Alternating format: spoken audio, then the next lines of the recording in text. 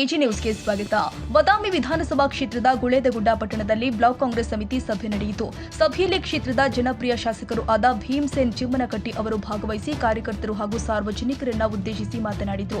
ಕ್ಷೇತ್ರದ ಸಮಗ್ರ ಅಭಿವೃದ್ಧಿಗಾಗಿ ಪಕ್ಷದ ಕಾರ್ಯಕರ್ತರು ಸಂಘಟಿತರಾಗಿ ಕಾರ್ಯನಿರ್ವಹಿಸಬೇಕು.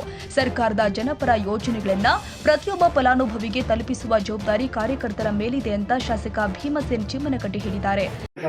ಮತ್ತು ನಮ್ಮಲ್ಲಿರುವಂಥ ಮನಸ್ಥಿತಿಗೆ ಎಷ್ಟು ವ್ಯತ್ಯಾಸ ಇದೆ. ನಾವು ಒಂದ್ ಕಡೆ ಚರ್ಚೆ ಮಾಡೋದೇನಪ್ಪ ಅಂದ್ರೆ ಒಂದು ಧಾರ್ಮಿಕ ಪದ್ಧತಿಗಳ ಬಗ್ಗೆ ಮಾತಾಡ್ತೀವಿ ಅಂತ ಒಂದ್ ಕಡೆ ಚರ್ಚೆ ಮಾಡ್ತಾರೆ. ಇನ್ನೊಂದು ಕಡೆ ನಾವು ಮಾತಾಡುವಂಥ ವಿಚಾರಗಳು ಏನಾಗಿರ್ತಾವ ಅಂದ್ರೆ ಈ ಸಮಾಜದ ಎಲ್ಲರೂ ಕಟ್ಕೊಂಡು ಹೋಗ್ಬೇಕಂತ ಒಂದ್ ಕಡೆ ಮಾತಾಡ್ತೀವಿ. ನಾವು ಇಬ್ಬರದ್ದು ಬೇರೆ ಬೇರೆನೇ ದಾರಿ ಇರೋ ಅವು ಹಿಂಗೆ ಹೊಂಟಿಲ್ಲ, ಹಿಂಗೆ ಹೊಂಟಾವ ನಮ್ಮ ಎರಡು ಈ ಸಮಾಜದಲ್ಲಿ. ಆದರೆ ಒಂದು ನಾವು ತಿಳ್ಕೊಬೇಕಾಗಿದ್ದೇನಪ್ಪ ಅಂದ್ರೆ ಒಂದು ಸಮಾಜವನ್ನು ನಡೆಸ್ಕೋಬೇಕಾದ್ರೆ ಅಥವಾ ಒಂದು ಸಮಾಜವನ್ನು ಏಳಿಗೆಕೋಬೇಕಾದ್ರೆ ಅಥವಾ ಒಂದು ಪಕ್ಷ ಸಂಘಟನೆ ಅಂತ ಬಂದಾಗ ನನಗೆ ತಿಳಿದ ಒಂದು ವಿಚಾರ ಹೇಳ್ಬೇಕಾಗಿದ್ದೇನಂದ್ರೆ ನಾವು ಎಲ್ಲರೂ ಒಂದು ಕಡೆಯಿಂದನೂ ಹೋಗ್ಬೇಕು. ಈಗ ನಾನು ಒಬ್ಬ ಶಾಸಕನ ಆಗ್ಬೇಕಾದ್ರೆ ನನಗೆ ಒಂದು ಸಮುದಾಯದವ್ರು ಓಟ್ ಹಾಕಿರಂಗಿಲ್ಲ. ಎಲ್ಲ ಜಾತಿ ಎಲ್ಲ ಧರ್ಮಗಳು ನನಗೆ ಓಟ್ ಹಾಕಿರ್ತಾರೆ. ಎಲ್ಲರೂ ಆಶೀರ್ವಾದ ಮಾಡಿದ ಮೇಲೆ ನಾನು ಶಾಸಕ ಆಗಿರ್ತೇನೆ.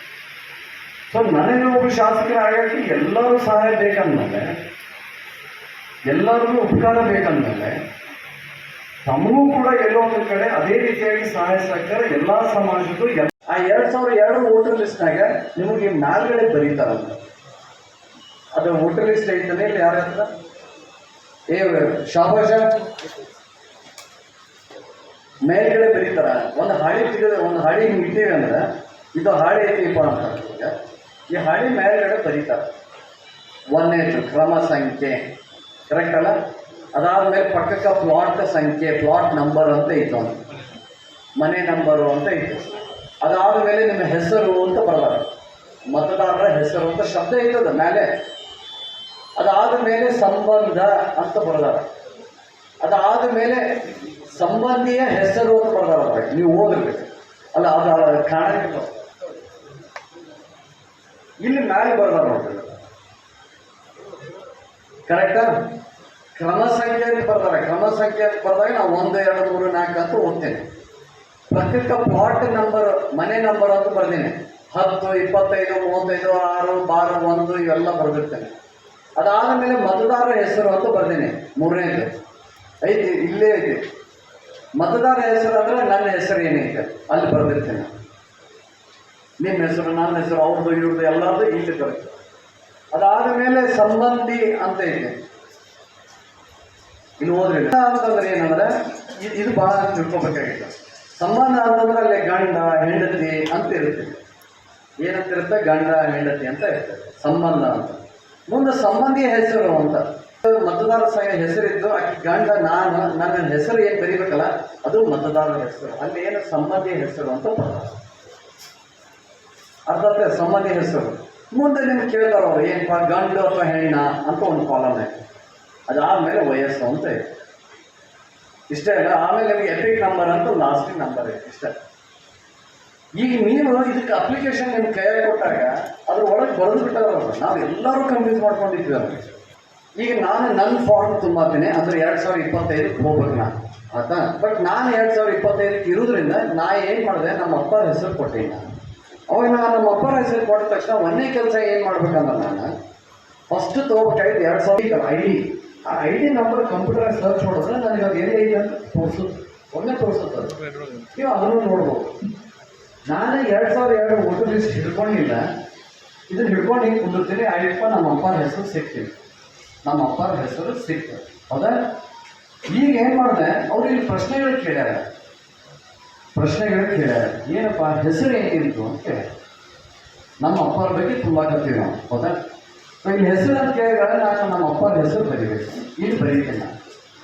ಇಲ್ಲಿ ಅವರ ಒಂದು ಹೆಸರು ಐತಿ, ನಮ್ಮ ಅಪ್ಪರ ಹೆಸರು. ಮುಂದೆ ಇಲ್ಲಿ ಏನು ಕೇಳಿದ್ರೆ ಸಂಬಂಧಿ ಹೆಸರು ಅಂತ ಕೇಳಿ.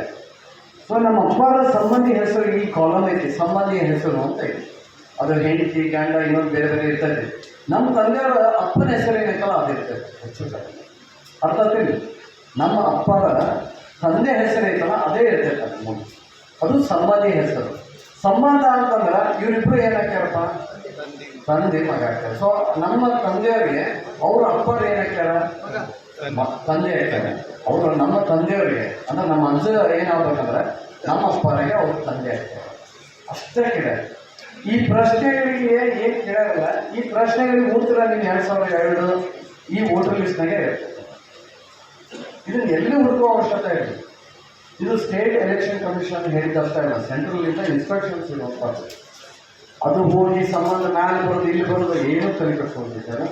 ಯಾರು ಮಾಡಬೇಕಾದಾಗ ಮೊದಲನೇ ಕೆಲಸ ಏನು ಮಾಡಿದ್ರೆ, ನೀವು ಎಲ್ಲರೂ ಕೂಡಿ ನಿಮ್ಮ ವೋಟರ್ ಲಿಸ್ಟನ್ನು ಮುಂದೆ ಇಟ್ಕೊಳ್ಳಿ. ಈ ವೋಟರ್ ಲಿಸ್ಟ್ ಇಟ್ಕೊಂಡ್ರಿ ಅಂದ್ರೆ ನಿಮ್ಗೆ ಅರ್ಧ ಕೆಲಸ ಮಾಡಿಕೊಟ್ಟಾಗೋದು. ಬಿಟ್ಟ ಸ್ಥಳ ಅಷ್ಟೇ ತುಂಬಬೇಕು, ಅದಕ್ಕೆಲ್ಲ ಉತ್ತರ ಇಲ್ಲೇ ಇರುತ್ತೆ. ಮ್ಯಾಲೆ ಯಾರು ಅಂತ ಬರ್ದಾರ ಅದಕ್ಕೆ ಉತ್ತರ ಇಲ್ಲೇ ಇರುತ್ತೆ, ಅದನ್ನೇ ನೀವು ನೋಡ್ಕೊಂಡು ಇರುತ್ತೆ. ಇಷ್ಟು ಬಿಟ್ಟು ಮಂದಿ ಏನೂ ಇಲ್ಲ. ದಯಮಾಡಿ ಇದನ್ನೇ ವೋಟರ್ ಲಿಸ್ಟನ್ನು ಭಾಳ ಚಂದ ನೋಡ್ಕೊಳ್ಳೋಕೆ ಪ್ರಯತ್ನ ಮಾಡಿದ್ರೆ. ನೀವು ನಿಮ್ಮ ತಂದೆ ತಾಯಿ ಅಜ್ಜ ಅಮ್ಮ ಯಾರ್ದಾದ್ರೂ ಕೊಡ್ಬೋದು. ಕೆಲವೊಂದು ಕಡೆ ಇಲ್ಲ ಅಂದಮೇಲೆ ನೀವು ಅಪ್ಲಿಕೇಶನ್ ತುಂಬಿ ಸಬ್ಮಿಟ್ ಮಾಡ್ಬೋದು. ಯಾರೂ ಇಲ್ಲ ಅಂತ ಇಟ್ಕೊಳ್ಳಿ, ಯಾರೂ ಇಲ್ಲ ಅಂದ್ರೂ ಕೂಡ ಅಪ್ಲಿಕೇಶನ್ ಸಬ್ಮಿಟ್ ಮಾಡಿ ಅದಕ್ಕೆ ಸಂಬಂಧಪಟ್ಟಂತ ಒಂದು 13 ದಾಖಲಾತಿಗಳಾಗ ಅದು ಮುಂದೆ ದಿನಮಾನದಾಗ ನಿಮ್ಗೆ ಕರೀತಾರೆ. ಒಂದು ಏನಕ್ಕೆ ಕರೀತಾರೆ, ಮುದ್ದತ್ ಅಂತ ಕರಿತೀವಲ್ಲ, ಹಂಗದು. ಡ್ರಾಫ್ಟ್ ಕಾಪಿ ಒಳಗೆ ನಿಮ್ಮ ಹೆಸರು ಬರಲಿಲ್ಲ ಅಂತಂದ್ರೆ ಅವಾಗ ನೀವು ಹೋಗಿ ಆ ಸಂಬಂಧಪಟ್ಟಂಥ ಕಾಗದಗಳನ್ನು ಕೊಟ್ಟು, ಹೌದು ನಾನು ಇದೇ ಊರಾಗ ಹುಟ್ಟಿದ್ದೆ ಬೆಳೆದಿದ್ದೆ, ಅಥವಾ ನನ್ನ PC LC ಇರ್ತೀವಲ್ಲ ನೀವು ಟ್ರಾನ್ಸ್ಫರ್ ಸರ್ಟಿಫಿಕೇಟ್ಸ್ ಎಲ್ಲ ಅದು, ಆಮೇಲೆ ನಿಮಗೆ ಬರ್ತ್ ಸರ್ಟಿಫಿಕೇಟ್ಸ್ ಎಲ್ಲ ಇರ್ತಾವೆ. ಇಂಥ ಕೆಲವೊಂದು ಕಾಗದಗಳೆಲ್ಲ ಬರ್ದಾರ, ಆ ಕಾಗದಗಳನ್ನು ನೀವು ಓಟ್ ಕೊಡಬೇಕಾಗ್ತದೆ. ಅದರ ಜೊತೆಗೆ ರೆಸಿಡೆನ್ಷಿಯಲ್ ಪ್ರೂಫ್ ಅಂತ ಇರುತ್ತೆ. ನಾವು ಹೌದು ಇದೇ ಊರಾಗ ಇದ್ದೆ ಅಂತೇಳಿ, ಇದೇ ಅಡ್ರೆಸ್ಸು ಇದೇ ಊರಾಗಿದ್ದೆ ಅಂತೇಳಿ ಸಂಬಂಧಪಟ್ಟಂಥ ಕಂದಾಯ ಅಧಿಕಾರಿ ಹತ್ರ ನಾವು ರವಾಸಿ ಪತ್ರ ಎತ್ಕೊಂತೀವಲ್ಲ ಅದನ್ನು ತೊಗೊಂಡ್ರೆ ತೊಗೊಂಡು ನಿಮ್ಮ ವೋಟರ್ ಲಿಸ್ಟ್ನಾಗ ನೀವು ಆ್ಯಡ್ ಆಗ್ತದೆ. ಇಷ್ಟೇ ಇರೋದು. ಇದನ್ನು ಬಿಟ್ಟು ಮತ್ತೆ ಏನು ಕಂದಾಯ ಇಲಾಖೆಗೆ ಹೊಂಟೀನಿ, ನಮ್ದು ಏನೋ ಒಂದು ಕೆಲಸ ಐತಿ, ಅದಕ್ಕೆ ನಾನು ಹೊಂಟೀನಿ ಅಂದಮೇಲೆ ಅದಕ್ಕೆ ಎಷ್ಟು ನನಗೆ ತಿಳುವಳಿಕೆ ಐತಿ ತಿಳ್ಕೊಳ್ಳೋಕೆ ಪ್ರಯತ್ನ ಮಾಡ್ತೀನಿ. ಅಲ್ಲಿ ಹೋಗಿ ಅಧಿಕಾರಿಗಳಿಗೆ ಭೇಟಿ ಇರ್ತೀನಿ. ಸರ್ ನೋಡ್ರಿ ಹಿಂಗೈತಿ, ನನಗೆ ಹಿಂಗಾಗಿಲ್ಲ, ನಾನು ವಾರ್ಡಿಗೆ ಸಂಬಂಧಪಟ್ಟಂಗಿದ್ದ, ನನ್ನ ಹೆಸರು ಹಿಂಗೆ, ನಾವು ಈ ಥರ ಲೀಡರ್ ಸೌಕರ್ಯಕ್ಕೆ ನಾವು ಭಾಳ ಬೇಕಾದಂಥವ್ರು, ಅದಕ್ಕೆ ಈ ವಿಚಾರ ನಿಮ್ಗೆ ಪ್ರಸ್ತಾಪ ಮಾಡ್ತೀನಿ. ಇದು ಆದಮೇಲೆ ನಿಮ್ಗೆ ಏನು ಅನ್ನಂಗಿಲ್ಲ. ನೀವು ಅಷ್ಟೆಲ್ಲ ಹೇಳಿದ್ಮೇಲೆ ಅವ್ರಿಗೆ ಗೊತ್ತಾಗ್ತೈತಿ, ಇವ್ರು ಕರೆ ಹೇಳಕತ್ತಾರ. ಆಮೇಲೆ ಇದನ್ನ ನೀವು ಸ್ವಲ್ಪ ದಾರಿ ಬಿಟ್ಟು ಏನಾದ್ರು ಅಂದ್ಬಿಟ್ರಿ ಅಂದ್ರೆ ಬರ್ತ್ ನೋಡ್ರಿ ಅವರೇ ಏನೋ ಸ್ವಲ್ಪ ಹೆಚ್ಚಿಗೆ ಹೇಳ್ತಂದ್ರೆ ಕುದುರೆ ಕರೆಕ್ಟ್ ಹೋಗ್ಬೇಕು. ಏನಾದ್ರು ಒಂದು ಸ್ವಲ್ಪ ದಾರಿ ಬಿಟ್ಟು ಮಾತಾಡಿದ್ರೆ ಅಂದ್ರೆ ಆ ಧೈರ್ಯದಾಗ ಆಗಲಿ ಅಥವಾ ಯಾರಾಗಲಿ ಅವ್ರು ಒಪ್ಕೊಳ್ಳೋಂಗಿಲ್ಲ. ಅದು ಆಗಲಾರ್ದಂಗೆ ನಿನ್ನ ಕಡೆಯಿಂದ ತಪ್ಪಾಗೋದಕ್ಕೆ ಒಂದು ಕೆಲಸ. ಕೆಲವೊಂದು ವಿಚಾರಗಳನ್ನ ನಾ ಹೀಗೆ ಇರಬೇಕು ಹಂಗೆ ಇರ್ಬೇಕಂತ ಹೇಳಂಗಿಲ್ಲ. ಕೆಲವೊಂದು ವಿಚಾರವಾಗಿ ನಿಮ್ಗೆ ಯಾಕೆ ಈ ಮಾತನಾಡಬೇಕಂದ್ರೆ ಸಂಘಟನೆ ಒಳಗೆ ಮೊದಲು ನೀವು ಲೀಡರ್ಶಿಪ್ ಸರ್ ನೀವು ಬರಲ್ಬೇಕಾಗ್ತೈತಿ, ನೀವು ಇಲ್ಲ ಇದನ್ನ ಮಾಡ್ಬೇಕಾಗ್ತೈತಿ, ಇದನ್ನ ಹೇಳಬೇಕಾಗ್ತೈತಿ, ಈ ರೀತಿ ಮಾಡ್ಬೇಕಾಗ್ತೈತಿ, ಸ್ಕೀಮ್ಗಳು ಹಿಂಗೆ ಕೊಡಬೇಕಾಗ್ತೈತಿ ಅಂತ ಹೇಳ್ತೇವೆ. ನಾವು 63,000 ಕೋಟಿಯನ್ನ ಗ್ಯಾರಂಟಿಗಳಿಗೆ ಕೊಡಾಕತ್ತೀವಿ. ಎಷ್ಟು ಎಷ್ಟು ಕೊಡಾಕ್ತೀವಿ? 63,000 ಕೋಟಿ ಗ್ಯಾರಂಟಿಗಳಿಗೆ ಇದಾಗತ್ತೆ ಪ್ರತಿ ವರ್ಷ. ನೀವು ಯಾರಿಗೆ ಹೊಂಟಾವ್ರಿಗೂ ನೀವು ಯಾವ ಶ್ರೀಮಂತರ ಮನೆಗೆ ಅಂತೂ ಹೋಗಲ್ಲ. ನಾನು ತಿಳಿದ ಮಟ್ಟಿಗೆ ಬಡವ್ರ ಮನೆಗೆ ಅಲ್ಲ. ಅವ್ರಿಗೇನ ಈ ಜಾತಿಯವ್ರದವ ಎಷ್ಟು ವರ್ಷ ಆಗಿರ್ತಿದೆ ನನಗೆ ಗೊತ್ತಿರೋ 40 ವರ್ಷನ. ನನ್ನ ವಯಸ್ಸಿನ ಅಷ್ಟು ಹೆಚ್ಚು ಕಡಿಮೆ ಇದೀನಿ. ಇಷ್ಟು ವರ್ಷ ಆದರೂ ಈಗ ನಮಗೆ ಡಿಗ್ರಿ ಕಾಲೇಜ್ ಇರಲಿಲ್ಲ. ಡಿಗ್ರಿ ಕಾಲೇಜ್ ಬಂತು ಗುಳೇದಗುಡ್ಡಕ್ಕೆ. ಸಿದ್ದರಾಮಯ್ಯರು ಇದ್ದಾಗ ಕೆಲವರಿಗೆ ವಿತ್ ಬಿಲ್ಡಿಂಗ್ ಬಂತು, ಸಾಹೇಬ್ರಿದ್ದಾಗ ಅವಾಗ. ಈಗ ನಾವು ಬಂದ ಮೇಲೆ ಶಾಸಕ ಆದಮೇಲೆ ಸಿದ್ದರಾಮಯ್ಯ ಸಾಹೇಬ್ರಿದ್ದಾಗ ಅಲ್ಲೂ ಗ್ರ್ಯಾಂಟ್ ಹಾಕ್ಸಿದ್ರು. ಎಲ್ಲೋ ಒಂದು ಕಡೆ ನಾವು ಸಮಾಜದ ಬೆಳವಣಿಗೆ ಅಂತಂದ್ರೆ ಎಲ್ಲೋ ಒಂದು ಕಡೆ ಒಂದು ಪಕ್ಷದವರು ಒಂದು ಜಾತಿಯವ್ರ ಬದಲಾವಣೆ ಅಂದ್ರೆ ಅಲ್ಲದ. ಎಲ್ಲ ಸಮಾಜ ಅಭಿವೃದ್ಧಿ ಆಗ್ತೈತಿ ಮತ್ತು ಒಬ್ರಿಗೆ ಒಳ್ಳೆಯ ಕೆಲಸ ಅಂತ ಅವಾಗ ಹೇಳ್ತಾರ. ನಾವೆಲ್ಲರೂ ಹಂಗೆ ನಿಂದಿರ್ಬೇಕಲ್ಲ. ಇಲ್ಲಾಂದ್ರೆ ಅಂದ್ರೆ MLA ಅವ್ರ ಮಕ್ಕಳು ಅಷ್ಟೇ ಶಾಣೆ ಆಗಬೇಕಾಗ್ತದೆ, ಸಿಮಂಗೇಟಿ ಅವ್ರ ಮಕ್ಕಳು ಅಷ್ಟೇ ಶಾಣೆ ಆಗಬೇಕಾಗ್ತದೆ. ಕಾನೂನು ಹಂಗೆ ಬರೀಬೇಕಾಗತ್ತೆ ಮಾತು. ಅದು ಅಲ್ಲ ವ್ಯವಸ್ಥೆ. ನನ್ನ ಮಕ್ಕಳಿಗೆ ಅವಕಾಶಗಳು ಈ ಸಮಾಜದಾಗ ಹಿಂಗೆ ಸಿಕ್ಕಾವಲ್ಲ, ಹಂಗೆ ಬೇರೆಯವ್ರ ಮಕ್ಕಳಿಗೂ ಈ ಸಮಾಜದಾಗ ಅವಕಾಶಗಳು ಸಿಗ್ತಾವೆ. ಅದು ಇವತ್ತಾಗುತ್ತೆ, 10 ವರ್ಷಕ್ಕಾಗುತ್ತೆ, 5 ವರ್ಷಕ್ಕಾಗುತ್ತೆ ಗೊತ್ತಿಲ್ಲ ನನಗೆ. ಆ ವ್ಯವಸ್ಥೆಯನ್ನು ನಾವು ಯಾವಾಗ ತೊಗೊಂಡ್ಬರ್ತೀವಿ ಈ ಸಮಾಜದೊಳಗೆ ಅವಾಗ ದೊಡ್ಡ ಏಳಿಗೆ. ಈ ಸಂದರ್ಭದಲ್ಲಿ ಗೋಪಾಲ್ ಜಾಧವ್, ಕೆಆರ್ ರಾಯಚೂರು, ಚಿದಾನಂದ ಕಾಟವ, ಫಕೀರಪ್ಪ ತಳ್ವಾರ್, ರಜಾ ಕುದುರಿ, ಸಲೀಂ ಮೌಮಿನ್, ದ್ಯಾಮಣ್ಣ ಗೌಡರ್, ಯಲಗೂರಪ್ಪ ಗೌಡರ್, ಸಮೀರ್ ಡಾಲಯತ್ ಹಾಗೂ ಸುಭಾಷ್ ಹೊಸ್ಮನಿ ಸೇರಿ ಕಾಂಗ್ರೆಸ್ನ ಮುಖಂಡರು, ಪದಾಧಿಕಾರಿಗಳು ಹಾಗೂ ಕಾರ್ಯಕರ್ತರು ಉಪಸ್ಥಿತರಿದ್ದರು.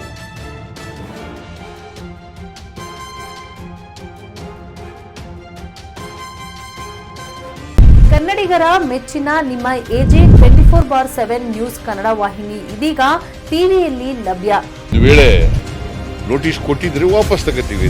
ಇವತ್ತು ವಕ್ಫ್ ಪ್ರಾಪರ್ಟಿ ಅಂತೇಳಿ ಬರ್ತದೆ ಅಂತ ಹೇಳಿದ್ರೆ ರೈತರು ಬೀದಿಗೆ ಬಂದು ಏನ್ ಮಾಡ್ಬೇಕಾಗತ್ತೆ? ಯಾರು ವೋಟ್ ಹಾಕಿಲ್ಲ ಅಂದ್ರೆ ಗ್ಯಾರಂಟಿನೆಲ್ಲ ಸ್ಟಾಪ್ ಮಾಡ್ಬಿಡ್ತೀವಿ.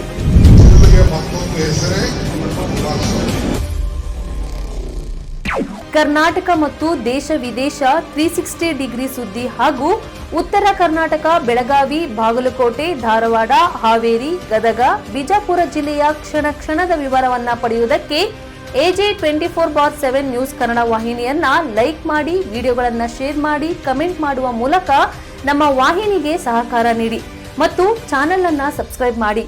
ಧನ್ಯವಾದಗಳು.